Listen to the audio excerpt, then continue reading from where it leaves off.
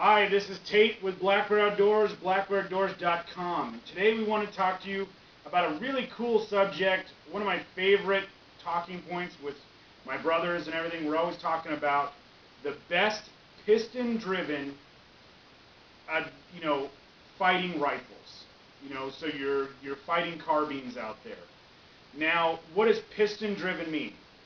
Now, I'm going to show you on this AR here. This happens to be an Adams Arms piston conversion kit for an AR. Biggest problem I have with ARs, and I'm always telling everybody this, is they're gas operated. What that means is basically there's a hole in the barrel here.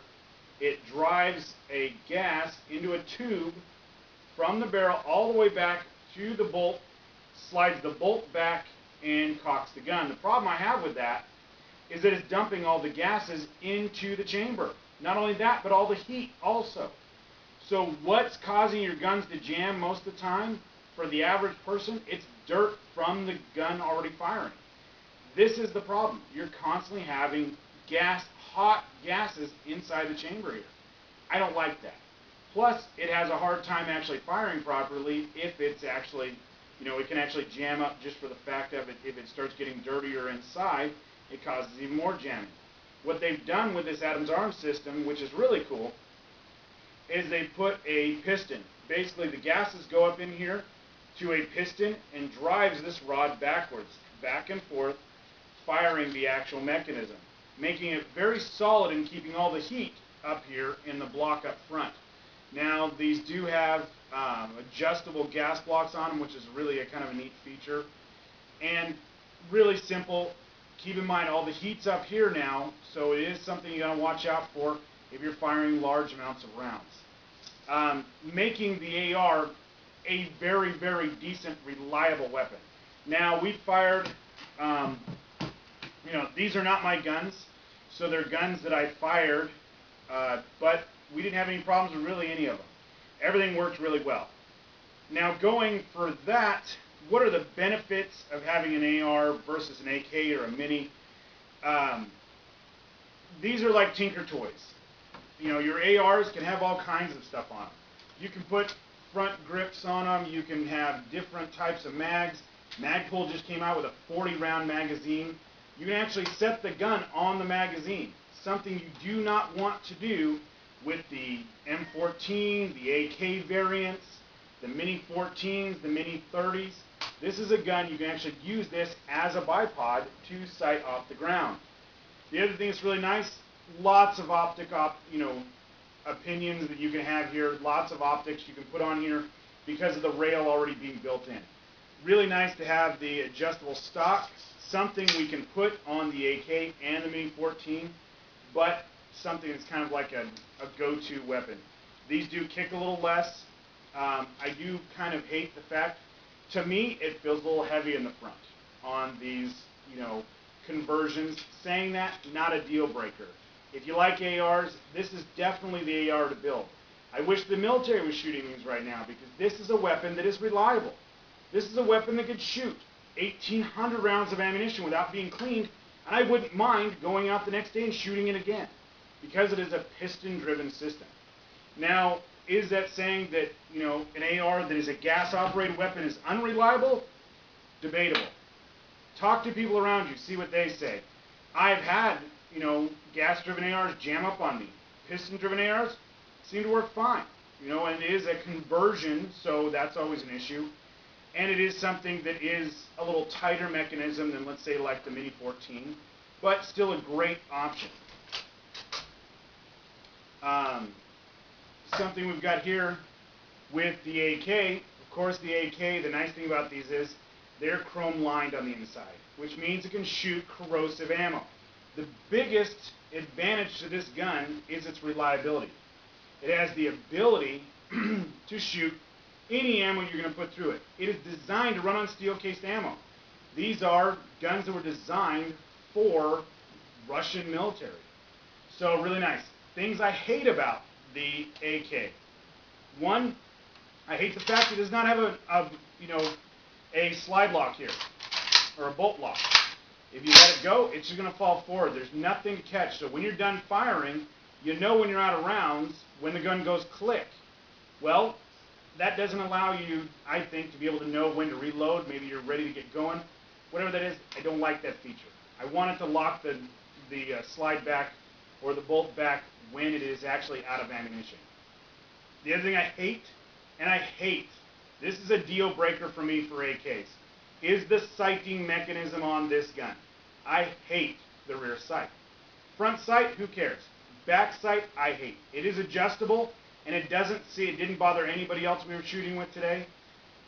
This one does have some other nice features, like a couple rails that have been put on here that makes it a lot nicer. This can also have an adjustable stock. I don't care for the stock. It's a little small for me, and it tends to be a little, harsh. This gun doesn't kick anyway, so it's not a big deal.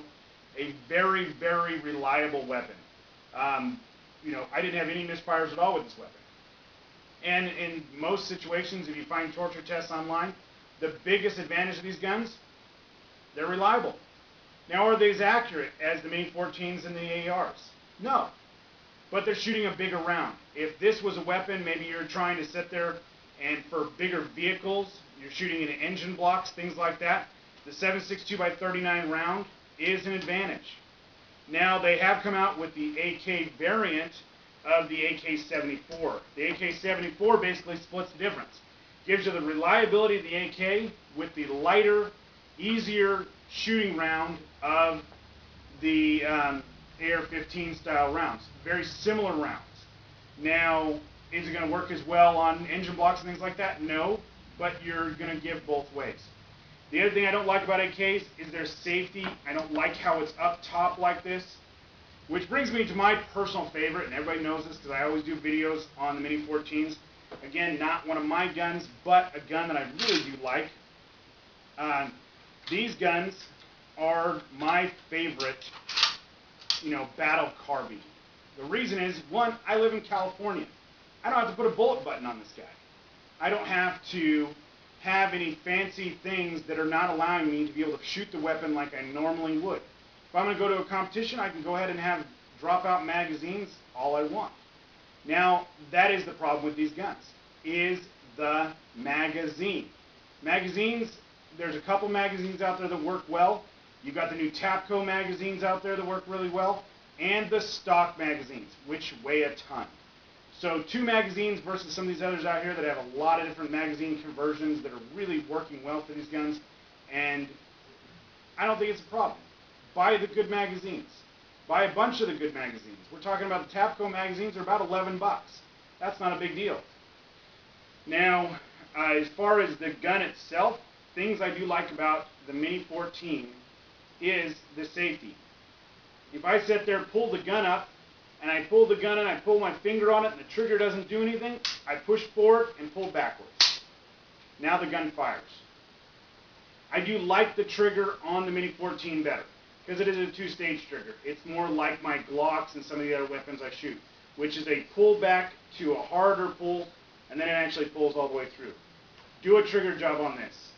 Definitely something that can be brought down to about 3.5 pounds. They come with about a 6-pound pull, about the same as like your ARs when you first get them. If I had my choice, I'd pick the Mini-14 trigger. Things I do like is this standard, charging handle already built in. I don't like the AR-15 version. That does not mean that I have not had 1,000 fights with my brothers over that same issue. They love it. I don't. Now that is why I put 3 weapons up here.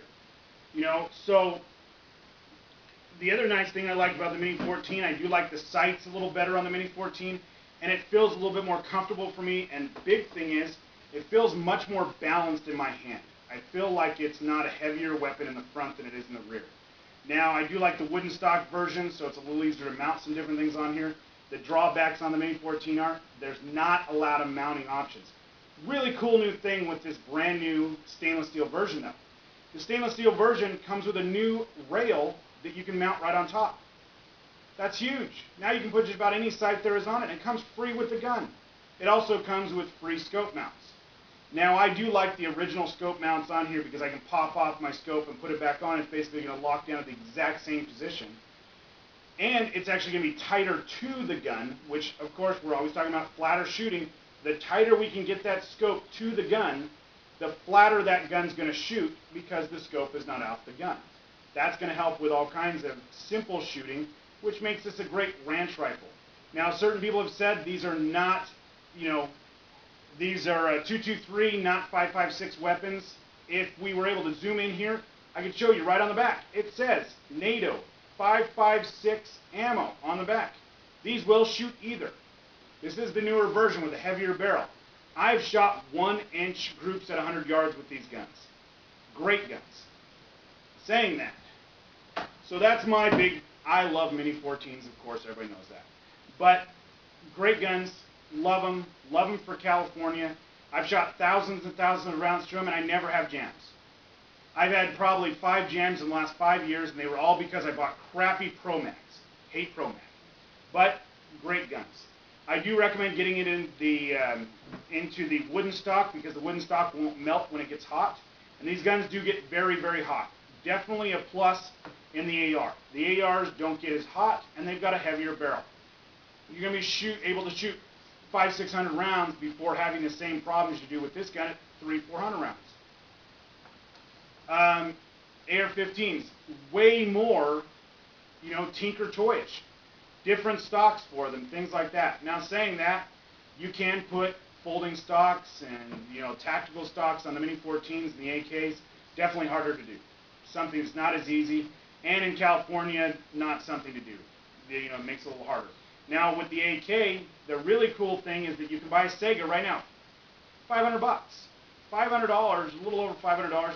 You're going to get an AK variant with a regular stock, not a pistol grip, which allows you not to have a bullet button on them. Great weapons, very reliable, and shooting that very popular, very cheap to shoot 7.62 by 39. Is it a heavier gun? Yes. Will it still run all the mags?